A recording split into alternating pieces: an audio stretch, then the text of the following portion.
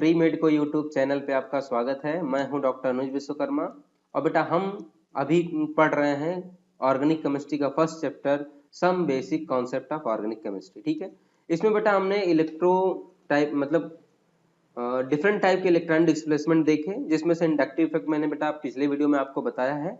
इस वीडियो में बेटा मैं उसका एप्लीकेशन आपसे डिस्कस करने जा रहा हूँ। ठीक है, कि उस इंडक्टिव इफेक्ट का क्या एप्लीकेशन है और कैसे अप्लाई करेंगे उसको हम इस वीडियो में सीखते हैं। ओके, तो चलिए शुरू करते हैं।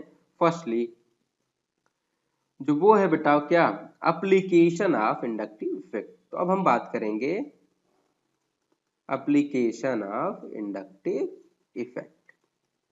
ओके, इंडक्टिव इफेक्ट का एप्लीकेशन तो देखो इसमें मेनली हम क्या क्या देखते हैं। इसमें हम देखेंगे, सबसे पहले हम बात करेंगे स्टेबिलिटी ऑफ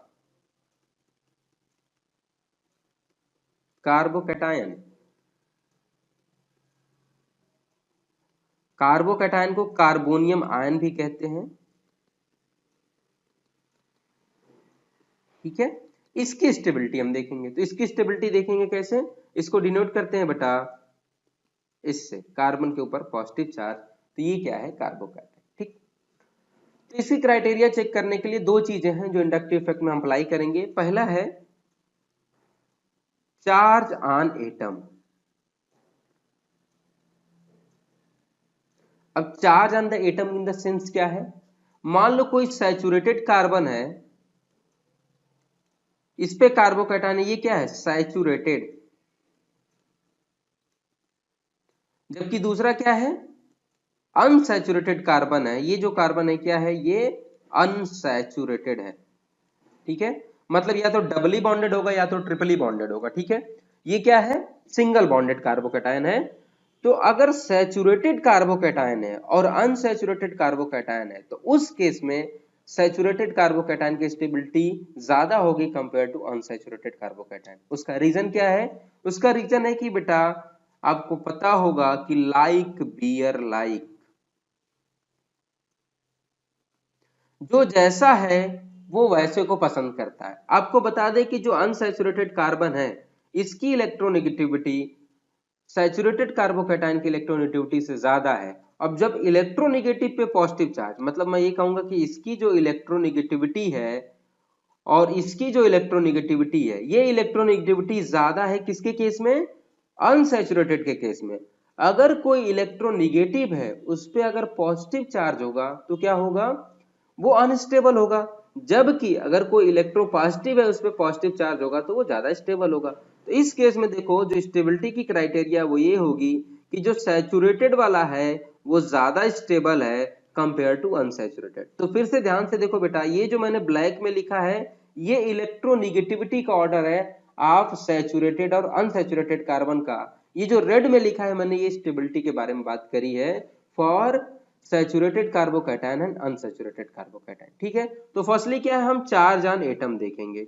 दूसरा क्या है, दूसरा है कि उस जो कार्बोकैटायन है उस पे जो ग्रुप क्या करे, उसके चार्ज को जितना कम कर सके वो उतना ज्यादा स्टेबल होगा। इन द सेंस हमेशा जो चार्ज स्पीसीज होती है वो अनस्टेबल होती है कंपेयर टू अनचार्ज या न्यूट्रल स्पीसीज। मतलब मैं ये कहूं कि जो चार्ज स्पीसीज है, चाहे वो पॉजिटिवली चार्ज हो चाहे नेगेटिवली चार्ज हो, ये मैटर नहीं है, बस वो चार्ज है। अगर चार्ज स्पीसीज की अगर स्टेबिलिटी की बात करें, ये कम होती है बेटा अनचार्ज। अनचार्ज इन द सेंस के मतलब न्यूट्रल स्पीसीज। ओके, अब देखो कार्बोकैटायन क्या है, चार्ज स्पीसीज है, मतलब ये चार्ज है, पॉजिटिवली चार्ज इस पे है। ओके, अब ये क्या करता है, अपने आप को स्टेबल करना चाहता है। तो ये तो स्टेबल तब करेगा जब इस पॉजिटिव चार्ज का मैग्नीट्यूड कम होगा। ठीक है, अब आते हैं इंडक्टिव इफेक्ट पे। इंडक्टिव इफेक्ट में मैंने दो टाइप के इफेक्ट आपको पढ़ाए थे बेटा, प्लस आई और माइनस आई। तो यहां हम बात कर ले रहे हैं प्लस आई और माइनस आई। प्लस क्या है, इलेक्ट्रॉन डोनेटिंग ग्रुप, और माइनस आई क्या है, इलेक्ट्रॉन विड्रॉविंग ग्रुप, है ना। अब देखो क्या होगा, अगर मान लो इससे आपने क्या लगा दिया, प्लस आई लगा दिया। ठीक, तो प्लस आई क्या करेगा, इलेक्ट्रॉनों को डोनेट करेगा। तो ये जब ये इलेक्ट्रॉनों को डोनेट करेगा तो क्या होगा, पॉजिटिव चार्ज के मैग्नीट्यूड को कम करेगा, और पॉजिटिव चार्ज के मैग्नीट्यूड को कम करेगा मतलब क्या करेगा, ओवरऑल कार्बोकैटायन की स्टेबिलिटी को बढ़ाएगा। तो अगर इससे अटैच्ड अगर प्लस आई ग्रुप है तो ये क्या करेगा, पॉजिटिव चार्ज के मैग्नीट्यूड को कम करेगा मतलब अनस्टेबिलिटी को बढ़ाएगा। ओके, सेकंड बात करते हैं। सेकंड पॉइंट क्या है, मान लो ये कार्बोकैटायन है और इस पे जो अटैच ग्रुप है हमने अब क्या लगा दिया, माइनस आई ग्रुप। जैसे ये है, ये कौन सा ग्रुप है, माइनस आई। माइनस आई क्या करता है, माइनस आई बेटा इलेक्ट्रॉन को अपने तरफ पुल आउट करेगा। जब ये इलेक्ट्रॉनों को अपने तरफ लेगा तो जाहिर सी बात है पॉजिटिव चार्ज के मैग्नीट्यूड को बढ़ाएगा ना, क्योंकि जिस कार्बन से इलेक्ट्रॉनों को ले रहा है ऑलरेडी उस पे इलेक्ट्रॉन की कमी है। अब तुम और इलेक्ट्रॉन ले लोगे तो जाहिर सी बात है पॉजिटिव चार्ज की वैल्यू तो बढ़ जाएगी। तो वही बात वहां पे कह रहे हैं कि जो माइनस आई ग्रुप है वो क्या करते हैं, इलेक्ट्रॉनों को अपनी तरफ पुल आउट करते हैं। जब वो खींचेंगे तो जाहिर सी बात है पॉजिटिव चार्ज का मैग्नीट्यूड बढ़ने लगेगा। अब बताओ, जब पॉजिटिव चार्ज का मैग्नीट्यूड बढ़ा इसका मतलब क्या हुआ कि मॉलिक्यूल और चार्ज हो गया, मतलब और पॉजिटिवली चार्ज हो गया। और जब और पॉजिटिवली चार्ज हो गया मतलब उसका मतलब ये है कि अब ये अनस्टेबल होता जा रहा है। ठीक है, तो यहां से कंक्लूजन क्या निकला, अगर हम बात करें स्टेबिलिटी ऑफ कार्बोकैटायन में, तो जो चार्ज पार्टिकल है, जो चार्ज है, वो अगर अपना मैग्नीट्यूड कम करेंगे तभी स्टेबल होंगे। कार्बोकैटायन के केस में क्या होगा कि अगर मैं यहां बात करूं स्टेबिलिटी ऑफ कार्बोकैटायन की, तो वो क्या होगी, वो डायरेक्टली प्रोपोर्शनल होगी प्लस आई के। क्यों, क्योंकि ये इसके चार्ज को कम कर रहा है, और इनवर्सली प्रोपोर्शनल होगा माइनस आई पावर के। ओके, समझ में आ गया। तो ये दो चीजें आपको ध्यान रखनी है। पहले तो आपको क्राइटेरिया चेक करना है कि चार्ज एंड एटम क्या है, पहली चीज। और दूसरी क्राइटेरिया चेक करनी है बेटा कि उससे अटैच्ड ग्रुप कौन सा है, प्लस आई है कि माइनस आई। ठीक है, तो चलिए अब कुछ क्वेश्चन कर लेते हैं। नेक्स्ट हम कुछ क्वेश्चन करते हैं बेटा। तो इसका एग्जाम्पल है। एग्जाम्पल करने से पहले बेटा एक मैं आपको बता दूं करना है। सबसे पहले आपको क्या देखनी है, डिस्टेंस। सबसे पहले क्या देखेंगे, डिस्टेंस। उसके बाद देखेंगे नंबर ऑफ, कितने ग्रुप जुड़े हैं उनका नंबर देखेंगे, और लास्ट में देखेंगे पावर, कि उनका इंडक्टिव पावर कितना। इस ऑर्डर से क्या करेंगे, हम इंडक्टिव इफेक्ट को मेजर करेंगे। ओके, तो चलिए शुरू करते हैं क्वेश्चन। तो ये बेटा दो क्वेश्चन है आपका। आपको फर्स्ट में बताना है कि कार्बोकैटायन की स्टेबिलिटी क्या है, और सेकंड में कार्बोकैटायन की स्टेबिलिटी क्या है। तो सबसे फर्स्टली हम क्या करेंगे, इसमें देखो, तो देखो ये कौन सा ग्रुप अटैच है इसके साथ, तो ये देखोगे बेटा, तो ये कौन सा है, आपका प्लस आई ग्रुप है। ठीक, एक प्लस आई ग्रुप है। ये कार्बोकैटायन है, इसके बगल में देखो ये CH3 लगा है, तो एक प्लस आई यहाँ पे भी है, और एक प्लस आई यहाँ पे भी है, और ये एक प्लस आई आपका यहाँ पे भी। ठीक है, टोटल 3 प्लस आई है। इसके केस में देखो एक प्लस आई ग्रुप ये है, और बेटा एक प्लस आई ग्रुप ये। ठीक, अब क्या करना है, सबसे पहले हमको देखना है क्या, डिस्टेंस। तो डिस्टेंस तो सबकी लगभग सेम है, सभी 1 1 डिस्टेंस पे है। बात करेंगे नंबर की, तो पहला हमारा डिस्टेंस वाला क्राइटेरिया कैंसिल हो गया, क्योंकि जितने भी कार्बोकैटायन है उनसे जो लगे इंडक्टिव इफेक्ट की जो दूरी है वो सेम है। ठीक, दूसरा चेक करेंगे नंबर ऑफ, कितने इंडक्टिव इफेक्ट हैं। तो नंबर के बेसिस पे देखो, तो बेटा देखो यहाँ पे क्या है, 3 इंडक्टिव इफेक्ट काम कर रहे हैं। यहाँ कितने हैं, 3 इंडक्टिव इफेक्ट काम कर रहे हैं। यहाँ कितने कर रहे हैं, 2, और यहाँ कर रहा है 1। क्योंकि सभी प्लस आई है तो सबसे ज्यादा स्टेबल कौन सा होगा इस केस में, सेकेंड, फिर उसके बाद होगा आपका थर्ड, और लास्ट में क्या होगा, फर्स्ट। तो ये होगा stability order of carbocation. Okay, समझ में आ गया। जब भी आप इंडक्टिव इफेक्ट अप्लाई करोगे तो हमेशा इसी ऑर्डर को फॉलो करके आपको इंडक्टिव इफेक्ट अप्लाई करना है। ओके, नाउ नेक्स्टली हम बात करेंगे सेकंड। सेकंड में क्या है, ये 4 दिए गए हैं कार्बोकैटायन और इनकी स्टेबिलिटी का ऑर्डर पूछना है। सबसे पहले देख लो कि इसमें जो लगा ग्रुप है वो कौन सा ग्रुप है, तो वो है देखो आपका बेटा यहाँ फ्लोरीन लगा है। फ्लोरीन आपको पता है कि कौन सा ग्रुप है, ये माइनस आई है, तो ये हो गया माइनस आई। ठीक है, ये क्लोरीन भी क्या है, माइनस आई है। कितने माइनस आई है, 2 माइनस आई। फ्लोरीन यहाँ पे भी माइनस आई है, और क्लोरीन यहाँ पे भी माइनस आई है। मैंने आपको बताया था कि जो कार्बोकैटायन की स्टेबिलिटी होती है ये माइनस आई के क्या होगा, इनवर्सली प्रोपोर्शनल होगा। मतलब जिस कार्बोकैटायन में माइनस आई इफेक्ट सबसे कम लग रहा होगा वही कार्बोकैटायन सबसे ज्यादा स्टेबल होगा अकॉर्डिंग टू दिस। ओके, तो देखते हैं। तो सबसे पहले हम चेक करेंगे कि इसमें डिस्टेंस के हिसाब से कि सबसे ज्यादा डिस्टेंस और सबसे कम डिस्टेंस का है। तो डिस्टेंस के बेसिस पे देखो तो आपका क्या है, फर्स्ट और फोर्थ वाला ये दोनों देखो दोनों पास में है, ठीक है। तो इन दोनों का मतलब फर्स्ट एंड फोर का बेटा अगर बात करें फर्स्ट की और फोर की, तो फर्स्ट और फोर में अगर बात करें इंडक्टिव इफेक्ट ये ज्यादा डोमिनेटिंग होगा कंपेयर टू दीज टू। क्यों? क्योंकि इन दोनों में देखो जो इंडक्टिव इफेक्ट है ये कार्बोकैटायन के पास में है, मतलब डिस्टेंस कम है। तो सबसे पहले हमको देखना है कि डिस्टेंस क्या है। तो इन दोनों की डिस्टेंस कम है, ओके। तो इन दोनों की डिस्टेंस कम हो गई। अब बात करेंगे हम इन दो की, ठीक है। अब इन दो में बात करें तो इन दोनों में देखो ये भी क्या होंगे भाई, इन दोनों की डिस्टेंस सेम है। थर्ड नंबर पे ये भी है, थर्ड नंबर पे ये भी है, तो इन दोनों की डिस्टेंस क्या है, अलग अलग है। तो जैसे बात कर लेंगे कौन सा, थर्ड और सेकेंड, ओके।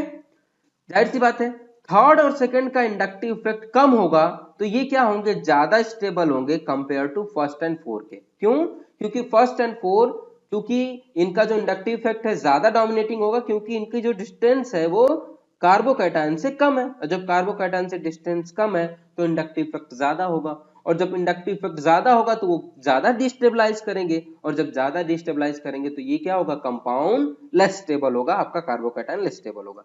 तो फर्स्ट और फोर्थ तो लेस स्टेबल होंगे compare to third and second.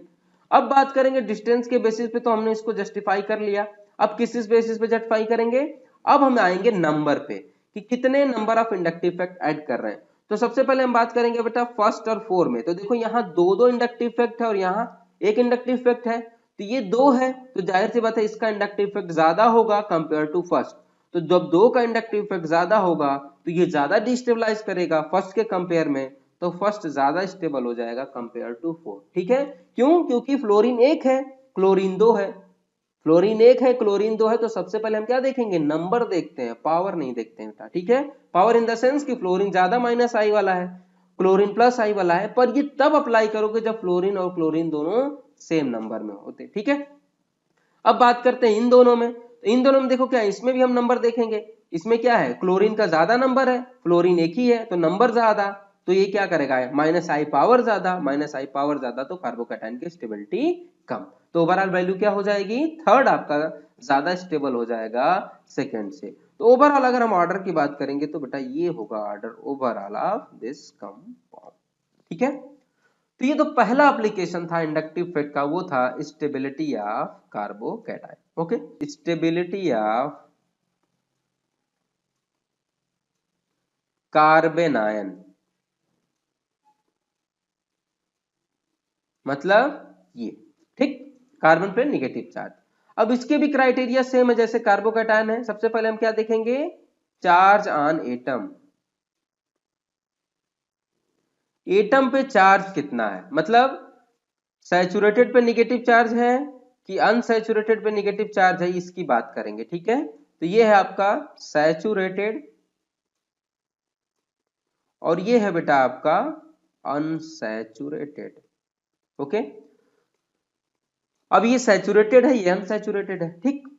तो किसका होगा, जाहिर सी बात है अनसैचुरेटेड की इलेक्ट्रोनेगेटिविटी ज्यादा होती है, उस पर निगेटिव चार्ज, तो वो ज्यादा स्टेबल होगा। तो इस केस में क्या होगा, जो अनसैचुरेटेड वाला है वो ज्यादा स्टेबल होगा कंपेयर टू सैचुरेटेड।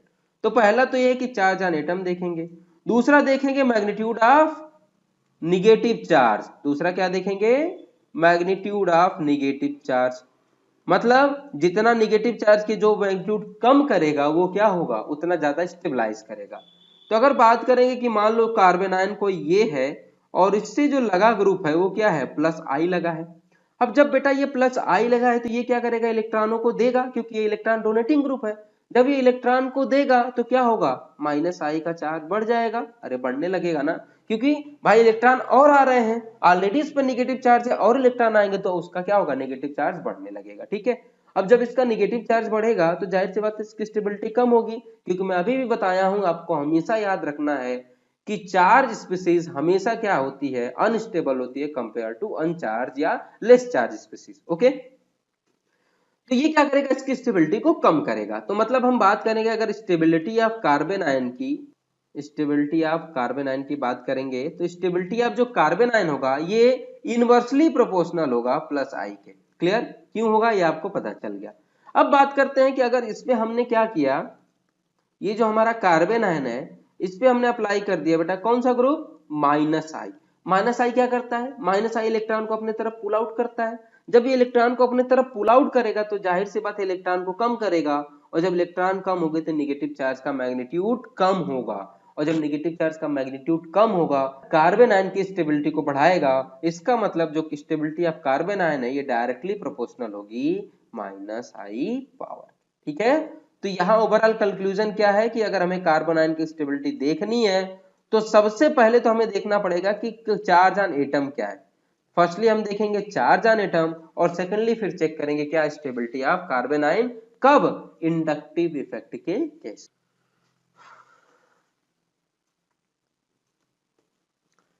तो बेटा ये 3 क्वेश्चन है, ठीक है, इन पे हमें देखना है कार्बन आयन की स्टेबिलिटी के बारे में बात करेंगे। ठीक है, तो सबसे पहले मैंने बताया इंडक्टिव इफेक्ट के लिए सबसे पहले हम क्या देखते हैं, डिस्टेंस, उसके बाद नंबर, उसके बाद पावर। तो देखो डिस्टेंस और नंबर की बात करें फर्स्ट में, तो देखो डिस्टेंस सभी में सेम है, सभी एक कार्बन पे ये कौन सा ग्रुप लगा है, माइनस आई ग्रुप। ये कौन सा है, माइनस आई, ये भी है आपका माइनस आई, और ये भी आपका माइनस आई। ठीक है, तो सभी क्या है, माइनस आई है। माइनस आई क्या करता है, स्टेबिलिटी को बढ़ाता है। तो सबसे ज्यादा स्टेबल कौन सा होगा इसमें, फर्स्ट। क्यों, क्योंकि क्लोरीन का माइनस आई इफेक्ट ज्यादा होता है ओवर ब्रोमीन और आयोडीन।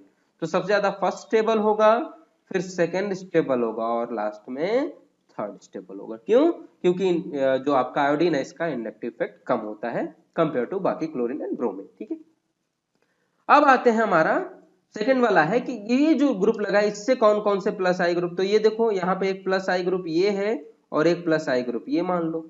यहाँ पे देखो बेटा ये प्लस आई, ये भी प्लस आई, और ये भी प्लस आई। ओके, यहाँ पे क्या होगा, अगर इसको लोगे तो ये मान लो पूरा क्या है, प्लस आई, और ये भी प्लस आई। इसके पास वालों की बात कर रहा हूं, और इसको देखोगे तो प्लस आई ये, और ये भी प्लस आई। क्लियर, आया समझ में। तो सबसे पहले हमें क्या देखना है, डिस्टेंस देखना है। ठीक है, तो डिस्टेंस सभी क्या है, एक कार्बन एटम पे है, तो डिस्टेंस तो सबकी सेम हो गई। अब देखेंगे नंबर। आपको पता है कि जो क्या होता है, जो कार्बन आयन है उसकी जो स्टेबिलिटी है वो इनवर्सली प्रोपोर्शनल होती है प्लस आई के। मतलब जिसमें ज्यादा प्लस आई होगा उसकी स्टेबिलिटी सबसे कम होगी। तो सबसे ज्यादा प्लस आई का नंबर किसके पास है, इसके पास। देखो इसके पास 3 प्लस आई है, तो सबसे कम स्टेबल कौन होगा, आपका सेकेंड। सेकेंड सबसे कम स्टेबल होगा। अब बात करते हैं, हाँ अब बात करेंगे फर्स्ट, थर्ड, और इसमें देखो नंबर तो सेम है देखिए, लेकिन फर्स्ट वाले में देखो डिस्टेंस बढ़ गई है प्लस आई ग्रुप की। कैसे, देखो ये सेकेंड कार्बन पे आ रहा है प्लस आई ग्रुप, जबकि बाकी दोनों में क्या है, एडजेसेंट है। क्लियर, तो सेकेंड वाले की जो क्या होगा, इसमें देखो ये जो क्या है इसकी डिस्टेंस बढ़ गई है एक कार्बन, तो सबसे ज्यादा स्टेबल हमारा कौन सा होगा, फर्स्ट। क्यों, क्योंकि इसकी डिस्टेंस ज्यादा हो गई, तो सबसे कम इंडक्टिव इफेक्ट इसमें अप्लाई होगा, और सबसे कम इंडक्टिव इफेक्ट इसमें अप्लाई होगा, तो क्या होगा, ओवरऑल जो स्टेबिलिटी है कार्बोकैटायन की, अरे कार्बन आयन की, वो बढ़ जाएगी। क्यों, क्योंकि प्लस आई के इनवर्सली प्रोपोर्शनल होता है। ओके, तो इतना समझ में आ गया। तो फर्स्ट सबसे ज्यादा स्टेबल, और सेकेंड सबसे कम स्टेबल होगा। अब बचे दो लोग, थर्ड और सेकेंड, सॉरी बेटा, थर्ड एंड फोर्थ। अब थर्ड फोर्थ में देखो तो इन दोनों में क्या है, डिस्टेंस सेम है, प्लस आई पावर की वैल्यू चेंज है। ठीक है, इसमें देखो ये प्लस आई और ये प्लस आई तो सेम है, ये आपका प्लस आई और ये प्लस आई तो सेम है, पर यहाँ पे प्लस आई डिफरेंट है। यहाँ पे है आपका CH, उसके बाद सिंगली बॉन्डेड अटैच कोई एटम है ये, और यहाँ पे है क्या, CH2 ये। आपको बता दे बेटा कि अगर प्लस आई पावर की बात करोगे तो इस वाले की ज्यादा होती है कंपेयर टू दिस। मैंने आपको बताया है 1 डिग्री एल्किल ग्रुप की प्लस आई पावर कम होती है 2 डिग्री एल्किल ग्रुप की। और यहाँ पे जो एल्किल ग्रुप लगा है बेटा, इसको ध्यान से देखो तो ये क्या है, 3 डिग्री एल्किल ग्रुप है, और यहाँ पे जो लगा है वो 2 डिग्री एल्किल ग्रुप है। तो 3 डिग्री एल्किल ग्रुप की जो प्लस आई पावर ज्यादा होगी compare to 2 degree alkyl group. और जब ऐसा होगा तो क्या होगा, ये जो प्लस आई है 3 वाला, इसका पावर ज्यादा, तो जाहिर सी बात है स्टेबिलिटी ऑफ कार्बन आयन कम। तो इसके केस में क्या होगा, 4 ज्यादा स्टेबल हो जाएगा और थर्ड लेस स्टेबल हो जाएगा। ठीक है, तो ये था overall stability order of this. Okay, सभी क्या है, सभी कार्बन पे नेगेटिवली चार्ज स्पीसीज है। अब हम बात करेंगे कि ये जो टर्मिनल पॉइंट पे ये ग्रुप लगा है कौन सा ग्रुप है। तो ये कौन सा ग्रुप है बेटा, प्लस आई। ठीक है, क्योंकि पॉइंट ऑफ डिफरेंस तो यही है, तो ये प्लस आई है। ये कौन सा ग्रुप है, ये आपका माइनस आई है। ये कौन सा ग्रुप है, ये भी माइनस आई है, और ये भी कौन सा ग्रुप है, ये भी माइनस आई। ठीक है, तो अगर हम बात करें डिस्टेंस के बेसिस पे तो सबसे ज्यादा डिस्टेंस कम किसकी है? फोर्थ वाले में, क्योंकि डिस्टेंस कम तो माइनस आई पावर ज्यादा, और माइनस आई पावर ज्यादा तो सबसे ज्यादा स्टेबल कौन होगा? आपका फोर्थ। उसके बाद कौन होना चाहिए? थर्ड। उसके बाद कौन होगा? आपका सेकेंड। और सबसे कम होगा फर्स्ट। ठीक है, ऑर्डर तो यही होना चाहिए, पर बेटा यहाँ एक कंट्रोवर्सी है। ठीक है, ये ऑर्डर आपका गलत है। अब क्यों गलत है? देखो, ये जो निगेटिव चार्ज है और ये जो इसके बगल में ऑक्सीजन लगा है, बेटा ऑक्सीजन के पास क्या है? लोन पेयर है। ठीक है, तो इस निगेटिव चार्ज और इस लोन पेयर के बीच में क्या होने लगता है? रिपल्शन। और रिपल्शन की वजह से इसकी स्टेबिलिटी बहुत ही कम हो जाती है, इतना कम हो जाती है कि ये सबसे कम स्टेबल हो जाता है। तो ओवरऑल स्टेबिलिटी ऑर्डर बेटा आप क्या होगा? सबसे ज्यादा स्टेबल होगा थर्ड, देन सेकेंड, उसके बाद फर्स्ट, और लास्ट में हो जाएगा four. Comparison of acidic strength, तो अब हम बात करेंगे, तो ये डायरेक्टली प्रोपोर्शनल होता है ionization constant of acid. Clear? बेटा आपने आयनिक केमिस्ट्री में पढ़ा होगा कि क्या होता है, आयनाइजेशन कांस्टेंट ज्यादा तो एसिडिक स्ट्रेंथ ज्यादा, और जब ये ज्यादा तो ये इनवर्सली प्रोपोर्शनल होगा पी के ए के। क्लियर? ये डायरेक्टली प्रोपोर्शनल होता है स्टेबिलिटी ऑफ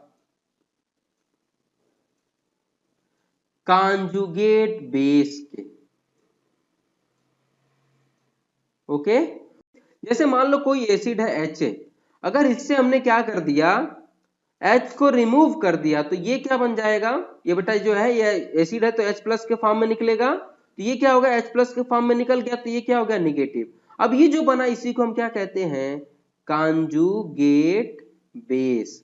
अब ये जो कॉन्जुगेट बेस है इसकी स्टेबिलिटी पर डिपेंड करेगा, ये जितना ज्यादा स्टेबल होगा उतना ज्यादा इसकी एसिडिक स्ट्रेंथ होगी। ठीक है, ये था overall for the conjugate base की स्टेबिलिटी का ऑर्डर। ठीक है, तो ये है बेटा कुछ क्वेश्चन जिसको आपको इसका एसिडिक स्ट्रेंथ की पावर बतानी है। ठीक है, तो सबसे पहले अगर हम इनका एसिडिक स्ट्रेंथ देखना है तो सबसे पहले हमें क्या बनाना पड़ेगा? स्टेबिलिटी ऑफ कॉन्जुगेट बेस देख लेंगे। तो कॉन्जुगेट बेस की स्टेबिलिटी के बेसिस पर डिपेंड करेगा कि कौन सबसे ज्यादा स्टेबल कॉन्जुगेट बेस होगा, उसी के हिसाब से उसकी एसिडिक स्ट्रेंथ होगी। तो चलो कॉन्जुगेट बेस बनाते हैं। तो कॉन्जुगेट बेस बनाने के लिए क्या करना पड़ेगा? ये हाइड्रोजन को हटा के नेगेटिव चार्ज यहाँ पे आएगा, ये नेगेटिव चार्ज यहाँ पे आएगा, ये नेगेटिव चार्ज यहाँ पे आएगा, और ये नेगेटिव चार्ज यहाँ पे आएगा। ठीक है, तो ये बन गया हमारा कॉन्जुगेट बेस। ठीक है, अब कॉन्जुगेट बेस हो गया, तो कॉन्जुगेट बेस की स्टेबिलिटी किस पे डिपेंड करेगी? जाहिर सी बात है ये प्लस आई के क्या होगा? इनवर्सली होगा, क्योंकि प्लस आई इलेक्ट्रॉन देता है तो कॉन्जुगेट बेस की स्टेबिलिटी को कम करेगा, और माइनस आई के क्या होगा? डायरेक्टली होगा। अब ये देखो जो ग्रुप लगा है ये कौन सा ग्रुप है बेटा? इस ग्रुप को अगर ध्यान दो तो ये आपका ग्रुप है कौन सा? प्लस आई। ये भी प्लस आई है, यहाँ कोई भी प्लस आई ग्रुप नहीं लगा है, यहाँ पे भी प्लस आई है और ये भी प्लस आई है। ठीक है, समझ आया? तो देखो यहां कोई भी प्लस आई नहीं है तो वो सबसे ज्यादा स्टेबल कॉन्जुगेट बेस होगा, और वो सबसे ज्यादा स्टेबल कॉन्जुगेट बेस होगा तो सबसे ज्यादा एसिडिक स्ट्रेंथ अगर किसी की होगी तो वो तो सेकंड वाले की होगी। क्यों? क्योंकि इसके ऊपर कोई इंडक्टिव इफेक्ट एक्ट नहीं कर रहा है, और जब इंडक्टिव इफेक्ट एक्ट नहीं कर रहा है कोई भी प्लस पाई पावर, तो ये तो ना तो स्टेबलाइज होगा ना ही डिस्टेबलाइज होगा, तो ये सबसे ज्यादा स्टेबल होगा। और जब इसका कॉन्जुगेट बेस सबसे ज्यादा स्टेबल होगा तो उसकी एसिडिक स्ट्रेंथ सबसे ज्यादा होगी। अब बात करते हैं इन तीन में, तो इन तीन में देखो क्या है, इसमें पावर के बेसिस पे देखो तो ये क्या है तुम्हारा 3 डिग्री एल्किल है, ये 1 डिग्री है, और ये भी 1 डिग्री एल्किल है। तो जो 3 डिग्री है इसका पावर ज्यादा, इसका पावर ज्यादा, तो क्या होगा? ये लेस ज्यादा डिस्टेबलाइज करेगा, तो सबसे कम डिस्टेबलाइज कौन करेगा? फर्स्ट वाला, और फर्स्ट वाला सबसे कम करेगा तो सबसे ज्यादा स्टेबल होगा, तो फर्स्ट होगा, फिर थर्ड होगा, और लास्ट में फोर होगा। ठीक है, तो ये हो गया हमारा फर्स्ट। अब सेकंड में बात करते हैं, तो इसका भी कॉन्जुगेट बेस बनाते हैं। इसका कॉन्जुगेट बेस बनाओगे ये बनेगा, इसका ये बनेगा, इसका ये बनेगा, और बेटा इसका तो कार्बन से बनेगा तो ये बनेगा। ठीक है, अब देखो सबसे पहले हमें क्या देखना है, स्टेबिलिटी के पॉइंट ऑफ व्यू से देखोगे तो सबसे पहले क्या देखोगे? Charge on atom. और चार्ज ऑन एटम की बात करोगे तो ऑक्सीजन मोस्ट इलेक्ट्रोनिगेटिव है, उस पर निगेटिव चार्ज, तो इन तीनों की स्टेबिलिटी चार्ज ऑन एटम के बेसिस पे तो सेम होगी, पर इसकी स्टेबिलिटी सबसे कम होगी। क्यों होगी? क्योंकि कार्बन पे निगेटिव चार्ज है, भले ही वो sp हाइब्रिडाइज्ड कार्बन है, पर वो ऑक्सीजन इतना इलेक्ट्रोनिगेटिव नहीं है। इस वजह से सबसे कम स्टेबल कौन होगा? फर्स्ट वाला, फोर्थ वाला होगा। क्यों? क्योंकि चार्ज ऑन एटम कार्बन है। तो सबसे कम स्टेबल कौन, फोर्थ, तो उसकी जो एसिडिक स्ट्रेंथ होगी वो सबसे कम होगी। ओके, अब बात करते हैं इनमें। तो इनमें देखो ये कौन सा ग्रुप है, ये है आपका माइनस आई ग्रुप, ये है आपका माइनस आई ग्रुप, और ये है क्या आपका प्लस आई ग्रुप। आपको पता है क्या है प्लस आई ग्रुप, क्या करता है स्टेबिलिटी को कम करता है, तो इन दो के कंपेयर में थर्ड की स्टेबिलिटी कम होगी, इस वजह से ये क्या होगा, जो आपका थर्ड होगा वो लेस एसिडिक होगा। अब बात करते हैं इन दोनों में। अब इन दोनों में देखो बेटा, सबसे पहले आपको क्या देखना है, डिस्टेंस देखनी है। तो डिस्टेंस में देखो ये क्या है, ये पास में है जो आपका फर्स्ट वाला है, जबकि ये देखो एक कार्बन डिस्टेंस ज्यादा है, और जब डिस्टेंस ज्यादा हो तो इंडक्टिव इफेक्ट कम, तो फर्स्ट का इंडक्टिव इफेक्ट ज्यादा डोमिनेटिंग है ओवर सेकेंड। तो ओवरऑल ऑर्डर क्या होगा आपका, फर्स्ट, सेकेंड, थर्ड, फोर्थ। अब लास्ट जो आपका थर्ड क्वेश्चन है इस पे देखते हैं, ठीक है। तो सबसे पहले हम कॉन्जुगेट बेस बनाएंगे। तो कॉन्जुगेट बेस बनाएंगे तो बेटा इसका कॉन्जुगेट बेस बनेगा तो ये होगा, इस पे नेगेटिव चार्ज आ जाएगा, ये इसका जब नेगेटिव चार्ज ये हाइड्रोजन जाएगा तो ये क्या हो जाएगा, न्यूट्रल हो जाएगा। मतलब ये जो कॉन्जुगेट बेस है बेटा वो क्या हो जाएगा, इसमें ये देखेंगे कि चार्ज एंड एटम के बेसिस पे देखो ये पॉजिटिव है, ये क्या है, NH3 है, तो जो बीटा है इसकी एसिडिक स्ट्रेंथ तो सबसे कम होगी, क्यों, क्योंकि इसका कॉन्जुगेट बेस क्या होगा, न्यूट्रल होगा। क्लियर। अब बात करते हैं इन दोनों में, अल्फा और गामा में। तो देखो अल्फा गामा में सेम कॉन्जुगेट बेस बन रहा है। अगर स्टेबिलिटी की बात करें तो ये बेटा कौन सा ग्रुप है, अगर ध्यान दो तो ये आपका है स्ट्रॉन्ग माइनस आई ग्रुप, और माइनस आई ग्रुप स्ट्रॉन्ग है। तो अब देखो अगर डिस्टेंस की बात करेंगे तो इस वाले से देखो इसकी डिस्टेंस कितनी है, 1 2 3 4, 4 कार्बन की डिस्टेंस पे है, जबकि इस वाले पे देखो तो 1 2 3, 3 कार्बन के डिस्टेंस पे है। तो डिस्टेंस कम तो माइनस आई पावर ज्यादा, माइनस आई पावर ज्यादा तो कॉन्जुगेट बेस की स्टेबिलिटी ज्यादा, और स्टेबिलिटी ज्यादा तो एसिडिक स्ट्रेंथ ज्यादा। तो सबसे ज्यादा स्टेबल क्या होगा आपका, गामा, फिर उसके बाद अल्फा, और उसके कम सबसे कम होगा बीटा। बीटा क्यों कम होगा बेटा, क्योंकि इसका जो कॉन्जुगेट बेस बनाओगे वो क्या होगा, वो निगेटिवली चार्ज होगा ही नहीं, तो उसकी स्ट्रेंथ इन दो के कंपेयर में सबसे ज्यादा कम होगी। ठीक है, तो सबसे ज्यादा स्टेबल होगा आपका गामा, क्योंकि इससे आई पावर की डिस्टेंस कम है, इस वजह से माइनस आई पावर ज्यादा होगा, ज्यादा स्टेबिलिटी होगी, और इस वजह से एसिडिक स्ट्रेंथ ज्यादा होगी। ठीक है, तो ये था बेटा overall application of inductive effect. I hope आपको ये चीजें समझ में आएंगी। फिर भी किसी क्वेश्चन में अगर आपको डाउट होता है तो बेटा कमेंट जरूर करें। बेटा आपके कमेंट से ही मुझे पता चलेगा कि आपको चीजें समझ में आ रही हैं कि नहीं आ रही है। इस वजह से कोई भी वीडियो हो वो मैंडेटरी है कि आपको कमेंट करना ही करना है। अगर अच्छा करा है, मैंने अच्छे से समझाया तो मुझे अप्रिशिएट करिए, और कुछ गलती है तो उसको सजेस्ट करिए कि सर आप इसको अपने अगले वीडियो में करेक्ट करें। बेटा मैं अपने वीडियो में बिल्कुल करेक्शन का पूरी गुंजाइश कर पाऊंगा कि मैं उसको करेक्ट करूं, बस आप मुझे इसमें सपोर्ट करिए, और मुझे बताइए कि सर आपने यहाँ पे ज्यादा बताया है, यहाँ पे कम बताया है। इस वजह से मैं क्या होगा, अपने में इंप्रूवमेंट करूंगा। और अगर ये वीडियो आपको पसंद आ रहा है तो बेटा उसको लाइक शेयर सब्सक्राइब करिए, और मुझे अप्रिशिएट करिए फॉर माय एफर्ट। ओके, तो thank you for watching this video.